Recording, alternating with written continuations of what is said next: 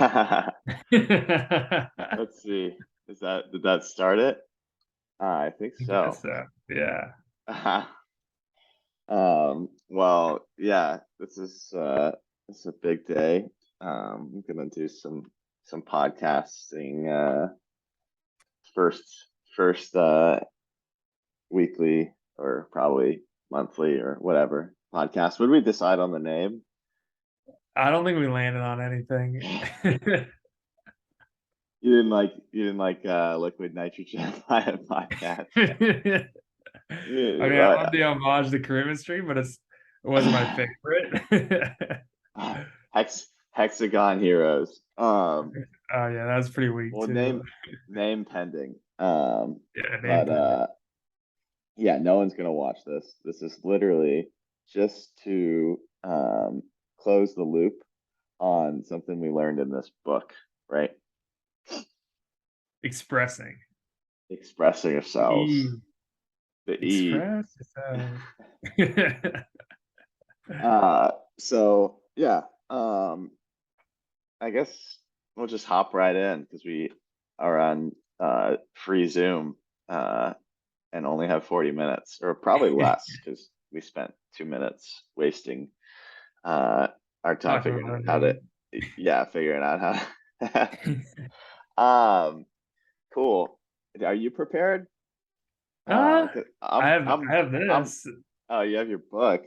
I have the Kindle. Yeah. Uh yeah, hop on. How about you start us off with Oh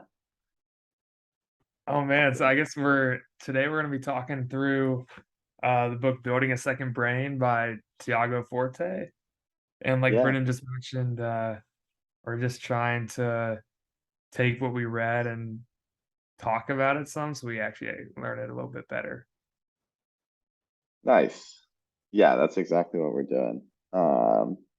And yeah, building a second brain. I think we're starting with that one. Yeah, obviously because it's very meta. But hopefully, we'll talk about other books down the road as a way to kind of uh, express. So that comes from his four-letter, uh, I guess, acronym to describe taking notes, which is the key to building the second brain, right? So you got capture, organize, distill, express, and that forms code. Um, so maybe we could talk about that acronym first. So for me, I've been doing kind of like building a second brain, I guess, for 10 years, feels like. Been taking diligent notes and used a lot of different methodologies. I already know we both use OneNote, or you still use OneNote, Evernote, Apple Notes, Notability. Yeah. There's just so many ways to take notes. So yeah, for me, what I've settled upon is actually using a lot of screenshots and pictures. Mainly, the reason I started doing that is I found that I never went back to my notes. I would take notes. So kind of, I was good at capturing and decent at organizing, but then this like distill and express, like kind of the as he talks about those two ideas of convergence and divergence, right? Like my notes would diverge, but they'd never fully converge. And so yeah, I actually now my system is all photos. So I'll take screenshots of notes. And it really, what it helps with is it brings all the devices together. My Android device can take a screenshot. My Mac can take a screenshot. My Apple Watch can take a screenshot. I can take a picture of a book. I can take a picture of a note card. I can take a picture of everything. And luckily, Google Photos has text recognition, and it's really good for sorting. It's kind of a catch-all, and then it's pretty to look at, or I try to make it pretty. Yeah, Um, and that's actually I mean he mentions that in there and like a little footnote that we're like really sensitive to the way info is presented. And I think that was something that like I kind of thought about, especially when you brought up the picture thing, was that I wouldn't go back and look at my notes either. And because when I pulled them up, it'd just be like a few random sentences and I have to try to decipher them and they're not pretty to look at. And so I think that aspect of it actually matters a lot that people probably overlook some. Totally. Um, and we even we'll post the links down in the description of some other people's second brains that we've looked at, like that YouTuber.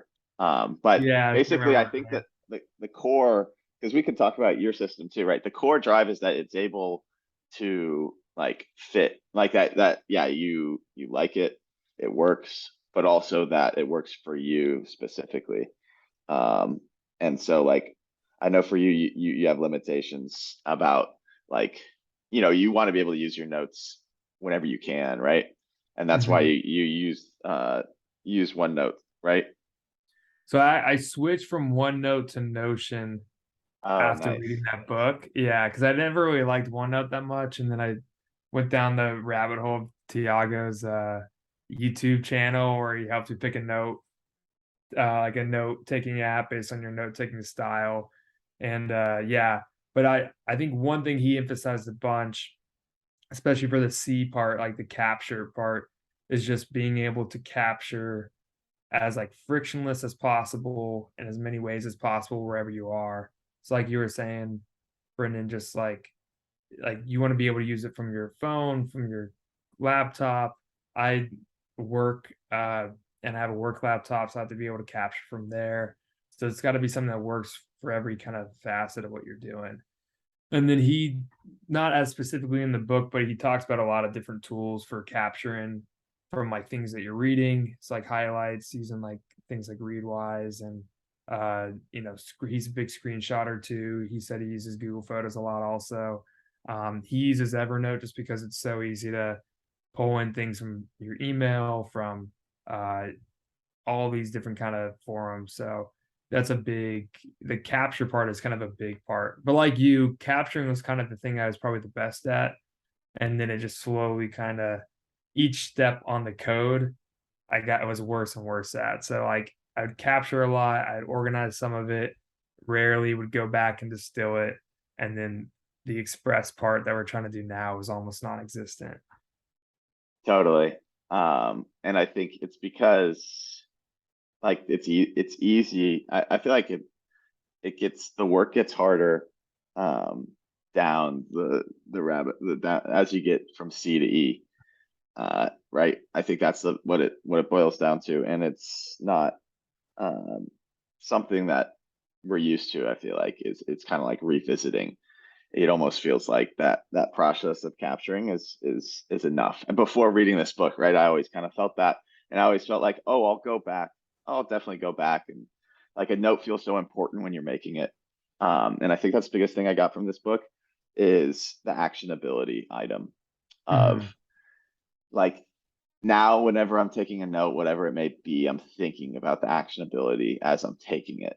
And I'm also even thinking about, this kind of project mindset of having things kind of have a loop that like let's say I take a note, a picture of um I don't know, like yeah, even reading the book, right? Like as opposed to just kind of like putting it under an umbrella of like books because he talks about his other we'll get into the other acronym, right? He talks about para as a uh sorting mechanism for your books, right? Project and in order of priority, projects, areas, resources, and archive.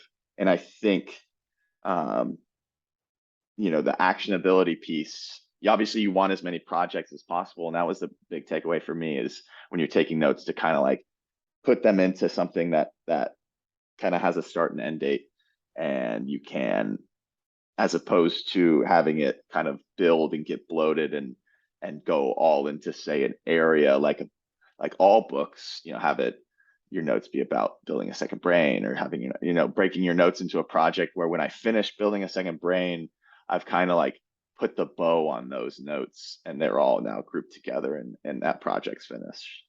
Mhm. Yeah, and I thought the para part of it, especially or more specifically the actionability part, I think was probably maybe my biggest takeaway from this book. Um, because like most people, I kind of organized information just by, generic topics like finance, food, home, whatever it may be. But like we were talking earlier about how on that code, the capture, organize, distill, express, we tend to like not make it down all the way. And I think that part of the reason of that is you have to have a reason to go back to those notes. And when you organize them by generic topic, it's not intuitive to go back to like certain areas. Whereas when you're thinking about how is this actionable, where am I actually going to use this, then by putting it where you're more likely to actually like act on it next, and you're forced to go back on it more, and then you're forced to distill it, and then you're actually forced to use it more. um, so for me that was one of the biggest takeaways is I just definitely wasn't doing that, and making that switch, um, like I'm actively trying to make that switch more and more often, and I think it's been helping a lot. Totally. Yeah, I think that's I'm the same. That was my biggest takeaway was even in my system, right? It I was very um area focused and not project Mhm. focused.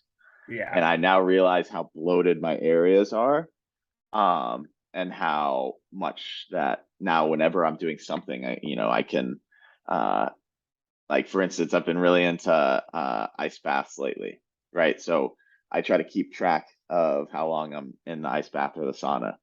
So that would typically go into like uh I don't know, either like a yoga area or like a exercise area or something, like a very broad area along with a bunch of other things, like maybe like yoga classes I've done, and like just all mixed together. But instead, it's just all just one project because I know at a certain point I'll won't do that as much, or breath work or a bunch of stuff, right? Where it's like these things might have all been mixed together and it's kind of hard to find it, as opposed to yeah, giving something like a project kind of mindset. And then it almost gives you a different, it affects how you do the thing as well. It almost improves your um yeah, actionability to finish that project because you're more aware of its uh specific like issues and things like that. Um Yeah. is it like what I guess what projects have you kind of focused on recently in your second brain? I mean, one of them was just called Building a Second Brain after I read the book. Just and that was anything that involved like setting up capturing tools, setting up like the new like I switched from OneNote to Notion, so that was kind of a big jump in setting up everything in Notion.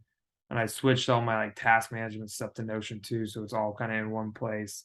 So that was major, but like uh any tools or videos I watched or articles I read, I kind of captured under that topic. And like you said before, I would have, if I read an article or watched a video on how to set up a task manager in Notion, I would have put that under something like productivity or like kind of a broad area. Um, but with like the project, the para mindset, I put it specifically under building a second brain so I can kind of go back and I know exactly how I did that work. Um, but yeah, it's kind of like the shift from thinking in terms of like how most things like externally are organized versus your personal memory or like your personal knowledge bank. Because for most external things, you kind of have to organize things by area a lot of the times because you don't know how other people are going to come in and use it. But when it's for yourself, um, it's so much more helpful to organize it by that like that project mindset. But yeah, the building a second brain has been like kind of one of my main projects. Just some other random, like more personal projects, like writing thank you cards for a wedding, like all those kind of things. But nothing too. I want to test it out on something a lot more major, uh, that that allows for me to like kind of utilize that to its more full extent. But Yeah, flex the techniques. Um, hey, what's I? That's our sponsor.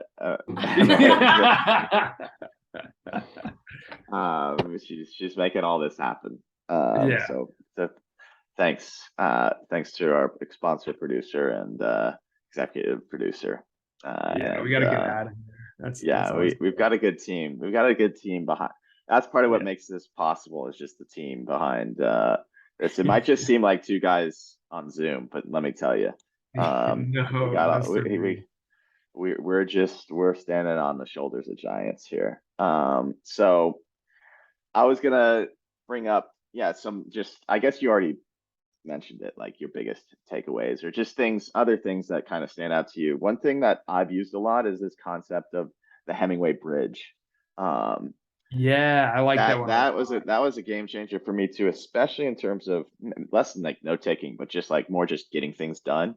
Of those 5 minutes, basically the Hemingway Bridge is the concept that you set yourself up so that next time you're working on whatever you're working on, you jump right back in, right? So maybe taking, as he says, 5 minutes at the end to kind of like make it easy to start again, whatever you're doing. I use it for like programming is great. When I'm working on something, uh, to take 5 minutes to really focus on, yeah, creating a bridge between like what I'm working on now to like when I come back to it. So yeah, what are your thoughts on that? Was a big one for you? Yeah, I like that one a lot because, like you said, you naturally wanna work until you're not sure what to do, and then you stop, and I think that's where people naturally stop, but if you either, I've heard it both ways. I've heard it one, like, before you end, clarify what the next thing to do is, but I've also heard it in the sense of, from an energy standpoint, stop, a little bit before what you naturally know what to do. Because then the next time when you start, you know how to start, and then you also have a lot of energy behind you, to keep on going. Whereas, if you stop where, um, you're kinda uncertain, then the next time you start, you're gonna, end up not starting at all because 'cause you're kinda uncertain about it. Uh, but yeah, I like that concept a lot. I like the Hemingway Bridge a lot. Yeah, I and I would say liked. one yeah. Oh, Oh, go go ahead. ahead. No, no, you got it. No, I'm creating a Hemingway bridge to my next thought in my mind. I would say, one of my bigger takeaways was so he's really big on separating the capture and organize step, which I tended to always wanna just, organize things right away, but he emphasizes a lot that sometimes we don't know what the actionability of something we capture is. He's big on capturing just what resonates. If something resonates with you, capture it, even if you don't know exactly how you're gonna use it yet. And he said a lot of the times you don't know the best way you're going to use a piece of information, so to not kind of organize it right away. And he kind of touches on this in a few different areas, just this idea of ideas kind of simmering in the background, or just re kind of going over ideas and at different times, and then they spark different other insights. Like he brings up that Francis Ford Coppola Godfather, that his big notebook thing that he had, and how he The just kinda prop book. the prop book, yeah, and he just kinda continually went over it and so it was, churning over new ideas over and over, and it just kinda grew in its own life. The whole idea of the commonplace book. But I just really like that because I think I tend to wanna, capture something and then immediately put it somewhere, but it was kind of an excuse to say, "Just let it kinda linger for a while." And then you'll as long as you know it's there, that's the other power of the note-taking apps. You just search it and you can find it, and then you can, re-go over it then when you actually know how to organize it. Um, Totally. I think that's the big thing because it's like you don't know, like you said, it's like whatever um kind of inspires you, or you don't know quite why in the moment, right? Like, but you want to be loyal to that intuition in that sense, right? Where it's just like, ooh, like basically anytime you get that whoa, uh kind of thought, like now it's just like habitual to capture, at least for me. Right? Like no matter what, why that is, you kind of figure out why later almost. That's what he's Yeah. kind of alluding to.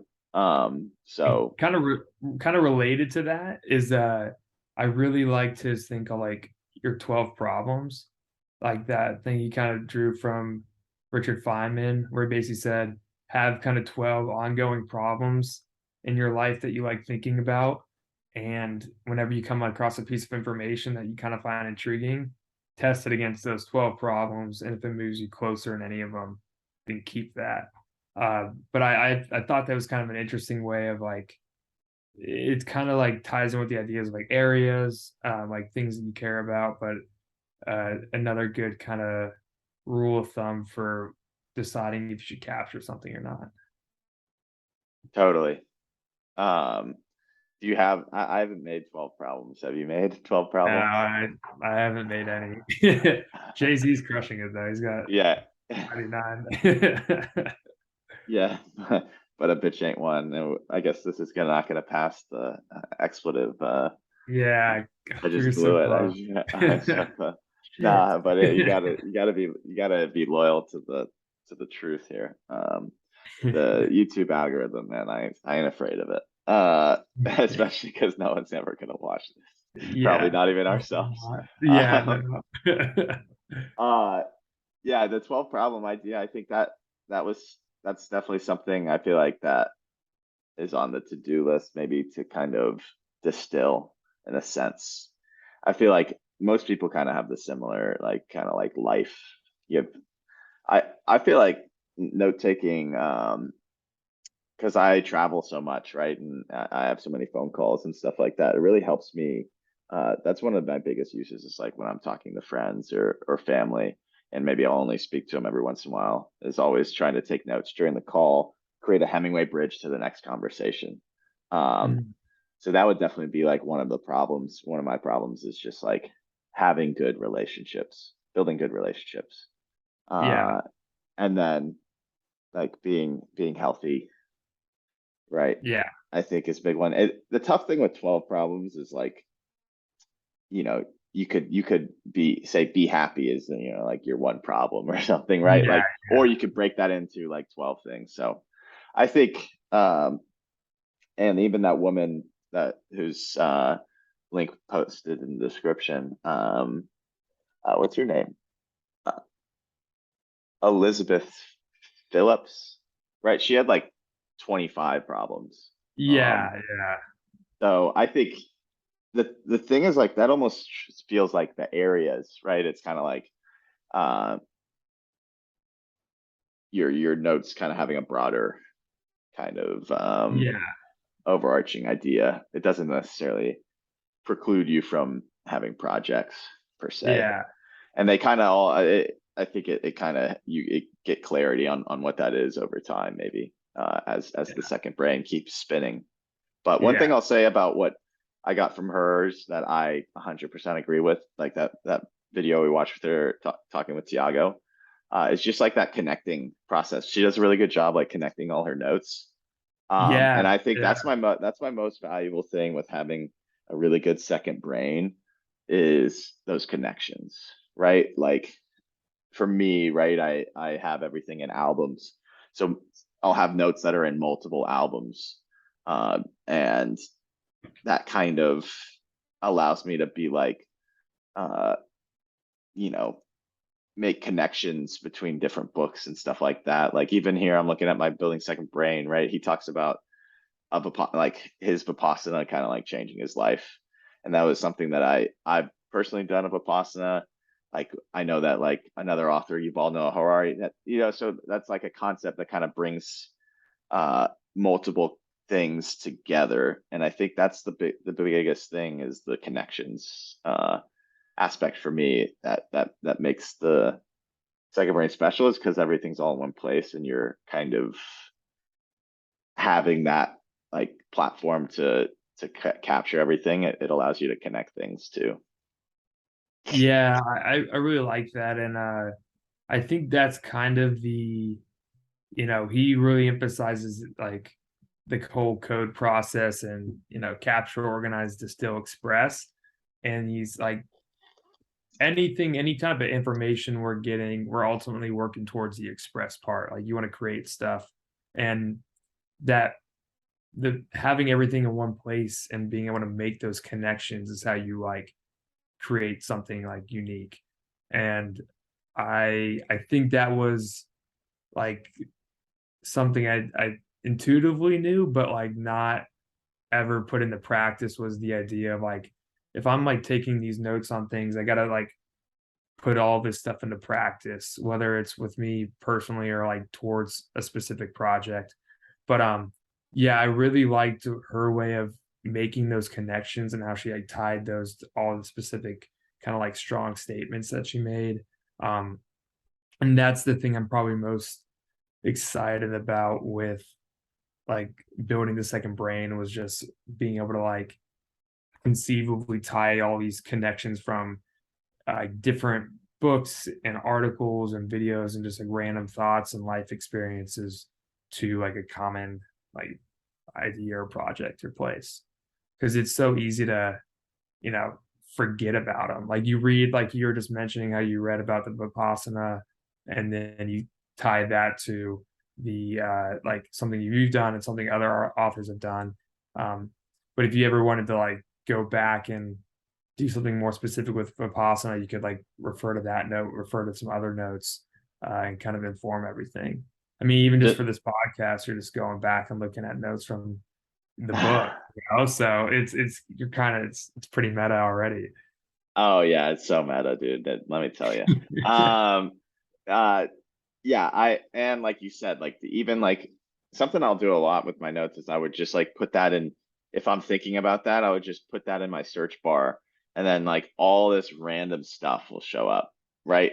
In addition Yeah, to my targeted stuff, right? Like I'll hear I have a picture of like a piece of paper I took like the that I took a picture of, I have like if I just put like Vipassana in my search bar, right? I have some Huberman podcasts, I have a book, I have other books, um, I have like from my Vipassana, and just like a bunch of random stuff, kind of all grouped together as far back as 2020. Um, like I read I guess what is this? Uh, it has references to movies like Nomadland here. Some mhm, for some reason, I would have to look into that.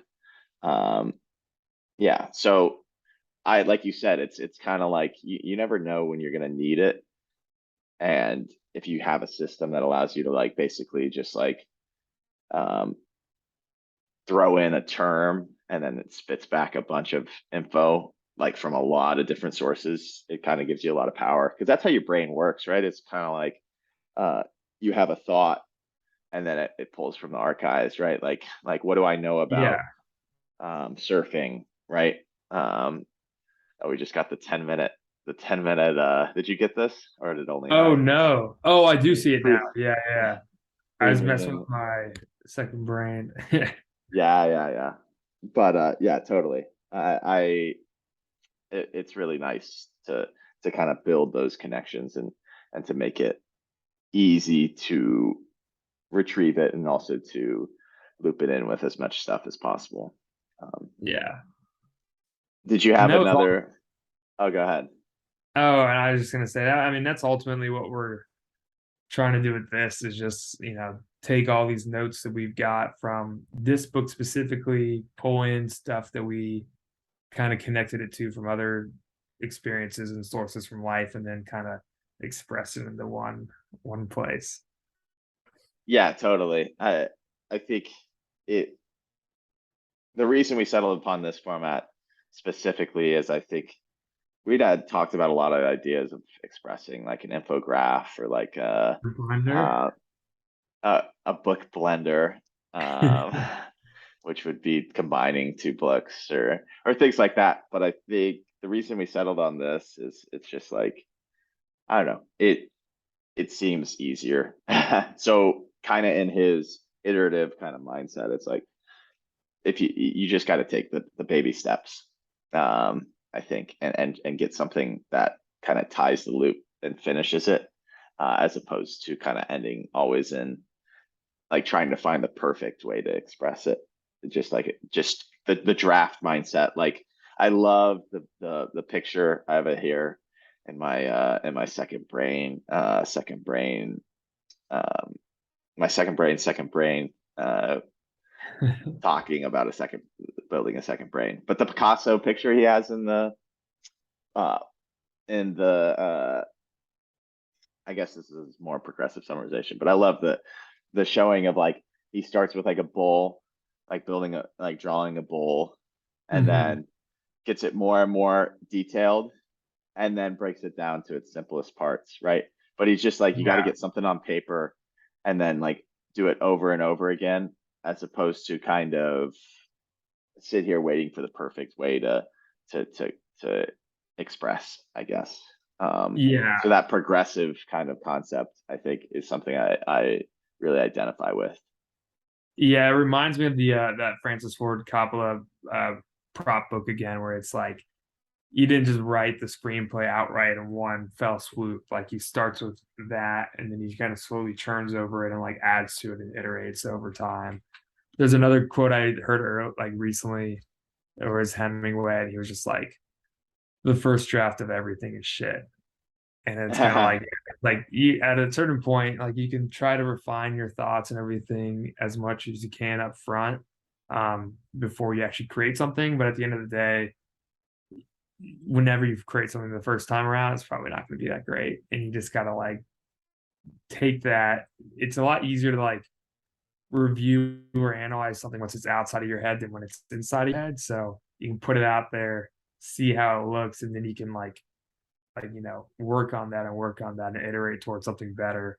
But if you, like you said, if you just wait for the perfect storm of everything to be correct to actually try to create something, it's just probably never going to happen. Totally. I also think of, it's an anecdote that's in a few books here. I'm trying to pull it up. I think it's in Range. They talk about that college class where half of the class just has to take like present one photo or like one uh thing for their whole grade, right? While the Mhm. other half of the class is encouraged to take as many photos as possible and to like that be their like college, or their grade is based on like quantity, not quality. And it's found Mhm. that the group that uh takes a bunch of photos, like their photos are way better than the group that's kind of forced to like have one really good photo to represent like kind of that year of photography. So I think that's the concept, and then it kind of relates to the capture thing and just like the express thing as well, where it's just like do as much like try like get something out there as quick as possible, or like whatever it takes, like if you know. And I think that's the key that he talks about, is like just get started, just get Yeah, started and start doing something, as opposed to feeling like you got to do the perfect version of it. it definitely changed my perspective on like a lot of social media posters or YouTubers or that kind of thing. Because I always just kind of like perceived it as more of like a I'm just trying to find a way to get uh famous or something. Yep. That kind of mindset. But now, and that's probably part of it for a lot of people, but I definitely am like more like in a more like revering way, like, oh wow, you're just like creating stuff like a lot, and like some things are more impressive than the others. But like when people like make YouTube videos and like review books or like do tutorials on how to do stuff, like it's, like it can be more so just for them than it is for anyone else. Uh, so just like you said, just like getting stuff out of your head into like an actual physical representation of, what you learned, podcast, video, article you write, blog, pictures, whatever it is. Like, I don't know. I think that's just such good advice and something I was like rarely ever doing before. And I hope we can keep this going and do it more now. Totally. Like I think it's the perfect kind of addition to like the systems we have in place of just like like we both like read a book, talk about it, right? As Mhm. opposed to just read a book, read a book, read a book, read a book, read Yeah, a book. That's kind of what and we've got a lot of books that we haven't talked about. So I'm excited to talk about more of them. yeah, Uh, and it's cool, man. I feel like almost this Zoom timer that I'm looking up in the top left-hand corner is good because it's like now I would probably talk more, even more about the book, right? But it's like kind of nice to know, okay, like let's make it tight for the viewers. They ain't got all day. They're gonna listen to yeah. this at 2x, So Me like and me in 5 years will listen to this on 2x and then pause it after 5 minutes and quit. So we got to be mindful of their time. we'll put some timestamps. We'll put some timestamps on concepts. Yeah, yeah. It'll be like Real we professional talked grade. about code, we talked about para, we talked about, like Hemingway bridge, progressive summarization, and then we kind of went off track. It's like, Yeah. but all right, last 2 minutes. Can I make a Any comment based on something that you said? yeah, Like about as opposed to you don't want to just read a book, read a book, read a book. You want to like read and talk about it. In Tiago's like email newsletter thing he kind of sends out like once a week or so. He had a tweet that he tweeted in there. He's like it was like good colon read 100 books, great colon distill 10 books, and like awesome colon like fully implement one book. And it's kind of like that mindset of like I don't want to just churn through content. I want to like take what I'm reading and actually, try to maximize what I'm getting out of it. I'd much rather like be conservative with what I read and just do like only the highest quality books and then get the most out of it than to try to like hit every book and then get very little out of all of them. totally. I 100% agree with that. So we'll make it. We'll make that happen. Here. Yeah, we'll see. I mean, well, it could be a weekly thing. It could be bi-week, whatever. Like, Yeah. but I think, yeah, it's a good starting point. We got less than a minute here for the Yeah. Zoom to shut us off. So, They were yeah, giving us the seconds for everything until the last minute. I feel like that's the most they important want time it to to give end a second. awkwardly. They want it to end like with a Yeah. little like without us being prepared. I was gonna But do like yeah, a shot sick. clock, like Yeah, I know. countdown. It's gonna be hilarious because I'm gonna be mid sentence. They But need to put in the this is a terrible way to they need to do the book or the basketball tournament ending, the Elam ending. You gotta end on a good basket. All right. sick. Well, yeah, we'll do this again. But yeah, this was building a second brain from Tiago's splitter, which changed like our Tiago lives. Forte. Tiago Splitter was a Spurs player. Tiago Forte. Something like that.